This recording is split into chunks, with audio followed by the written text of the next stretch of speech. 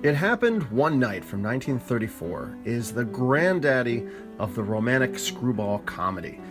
You watch a film like this and you will see how this influenced so many other wacky comedy films over the years, with the core elements being some of the most used ones of them all.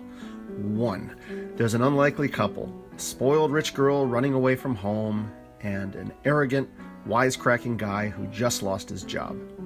2. They meet under random conditions and, of course, they initially hate one another. 3. But through a weird and zany set of circumstances, they fall in love. And 4. Finally, the biggest movie trope of them all, there's some weird mishap and misunderstanding. The lovers separate, but will they finally reunite? I love it. You've seen these elements in probably every rom-com ever. But here's the one that I think started it all. This was directed by Frank Capra of, It's a Wonderful Life fame. And the film stars Clark Gable, Claudette Colbert, and a number of familiar faces. It's really a lot of fun. I really enjoyed this movie a lot. The film opens up, it's on a yacht where Alexander Andrews, who's played by Walter Connolly, he's this wealthy guy. He's trying to convince his spoiled daughter, Ellie, who's played by Claudette Colbert, to eat something as she's throwing this hunger strike and a tantrum because she doesn't want to be in this arranged marriage that her dad's taken care of. And they're yelling at each other, and finally she's had enough and she jumps overboard out of the yacht and swims away. Meanwhile, a drunken Clark Gable plays Peter Warren, who is this reporter who's in a phone booth. He's yelling at his editor boss, and he's promptly fired. Well, he hops on a Greyhound bus, and as you would expect, he winds up sharing a seat with Ellie. So he's just this cheesy goofball, and she's just annoyed and wants nothing to do with him. So at this point, you can tell it's the first part of the formula. They accidentally meet each other, and they really hate each other. While at a stop, her bag is stolen, and Peter tries to get it back but fails. She isn't at all grateful that he at least tried, and he at this point thinks she's just a total brat. Yet you can tell he's intrigued by her. Any of these story elements starting to sound familiar at this point? Anyhow, off to Jacksonville the bus goes. Now, she still has her ticket, and while the bus is moving along, she's sitting next to this guy who's snoring obnoxiously. So she heads back to the back of the bus and, lo and behold, winds up next to Peter again. Now, he figures out who she is, and from the newspaper, he's learned that she is this Ellie Andrews, this runaway rich girl, and he more or less tells her to her face he doesn't care for rich people who can just buy their way out of anything. So the bus continues to travel. Ellie ends up sitting next to this really obnoxious guy. She's moved away from Peter. And this guy is played by Roscoe Carnes. He was in His Girl Friday. He's kind of a fun actor. And he's kind of a jerk, and he's talking about how a cold mama sizzles and similar obnoxious comments. But Peter steps over, shuts the guy down by telling him that Ellie is his wife. He seems at this point like he's kind of warmed up a little bit. He's a little more friendly. But when he stops her from buying chocolates, because she's on a budget now apparently, he's still kind of a jerk. So the road ahead is washed out in the rain, so the two end up having to spend the night at an inn together. Peter is able to get a room, and it's here that he reveals that he's a newspaper man who needs a big story. And this one would be huge if he could interview her. So there's kind of shades of the movie Roman Holiday going on here. So Peter is a goofball, and he's a tad suggestive as he starts undressing, but come on, it's the 1930s, so nothing bad's going to happen. So he sets up a sheet between the two beds in their room to keep them separated. And there's some silly banter before they go to sleep. Peter has a cigarette in his hand as he lays there in bed. That's gross and probably something of a fire hazard, but again, it's the 1930s. The next day, the rich dad, Alexander Andrews, he's on a plane. He's continuing his search for his lost daughter. But meanwhile, the two of them just kind of continue on their trip. Peter is up and about, and he urges Ellie to get ready to go. So she goes to this public shower, and even though it's a brief scene, as the camera follows her trip as she walks to the showers, to me, it was just a fascinating window of the 1930s. I mean, seriously, you watch this scene, you see the old buildings, the cars, and even an old-fashioned public shower. I mean, half the fun of these old films to me is the older world that they depict. I just love it. You got to watch the movie for details like that. So she and Peter have breakfast together, and she's much more cheerful at this point. Detectives, however, soon show up.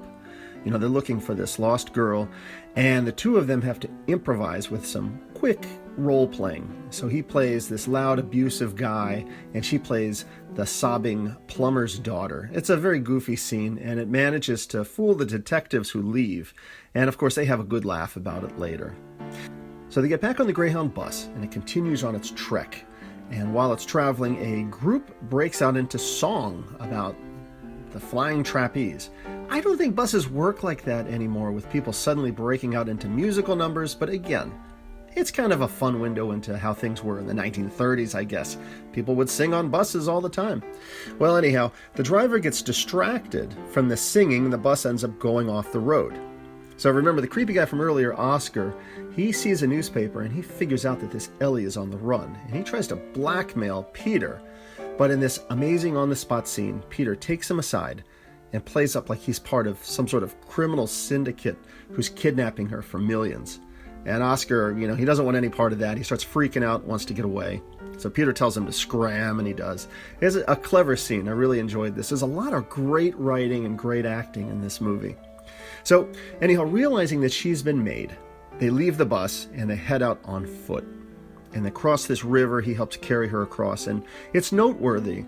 I like all of Frank Capra's direction and his style of making movies, but I especially liked the cinematography of this one scene, especially the way the light hits the water. In fact, it's frequently in the film he does this wonderful job in capturing kind of a glowy light effect, almost a Spielbergian type of look to it. But look, I'm getting off into the world of film theory and composition, and I'm admittedly no expert on that type of thing. I watch these old films to learn about them and to grow and appreciate them, not really do this deep analysis. Not just yet, at least. Maybe someday I'll get to a film theory class so I can really know what I'm talking about. Anyhow, they end up spending the night in some hay by a farm, and there's a scene where they almost have a kiss, but then Peter walks away, he has a smoke, and he ponders, quote, "What makes dames like you so dizzy?"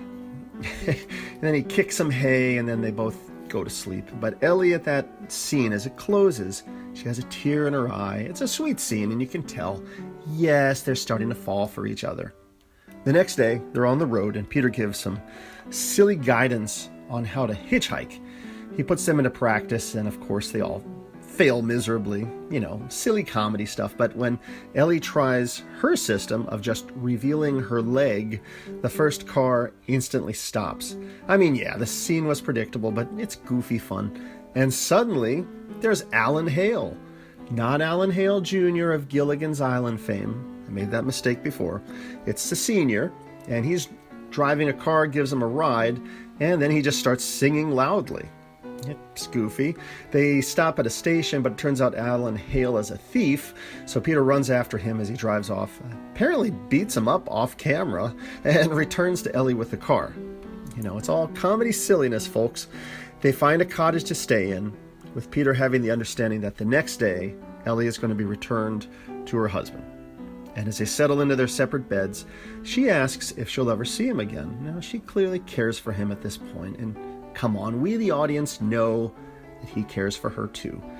Now he sneaks out, but he sneaks out to go talk to his editor because he wants to get money, because he thinks he's got a big scoop of how he is going to be marrying Ellie because he's in love with her. Now, this is just me, but I notice that when there's a good chunk of the film left, and at this point, there's probably about 15 to 20 minutes to go, I'm thinking, oh no, what's going to happen here? And yes, as you can guess, it's the old, she mistakenly thinks that he left, but he didn't actually leave gimmick. So she's sad, she's disappointed, she heads home. It's the routine that always happens in these romantic comedy films. She goes back home and has a good cry. Her dad encourages her. And of course, Peter returns back to the cottage thinking she's going to be there, and oh no, she's gone. The misunderstanding dilemma. whatever will happen. And here's where I'm going to end the summary of the film. Come on, you guys know how it ends, but you got to go see this classic for yourself. So some quick summary thoughts. This was a fun and entertaining romantic comedy, and I can't believe I've never heard of this one before, and yet reading the comments and the trivia about this film, oh my goodness, this was huge at the time. And as mentioned, clearly inspirational in many, many films to follow. And researching this film, my goodness, the Internet Movie Database was just chock full of trivia about this one film, including details such as how this film, I guess, set the precedent as being one of the first to perform a clean sweep of the top 5 Academy Award categories, Best Picture, Best Director, Best Actor, Best Actress, Best Screenplay.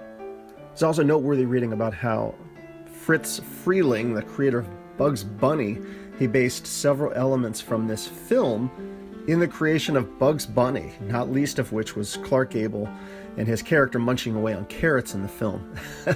It's fascinating, too, to read about some of the actresses who turned down this film.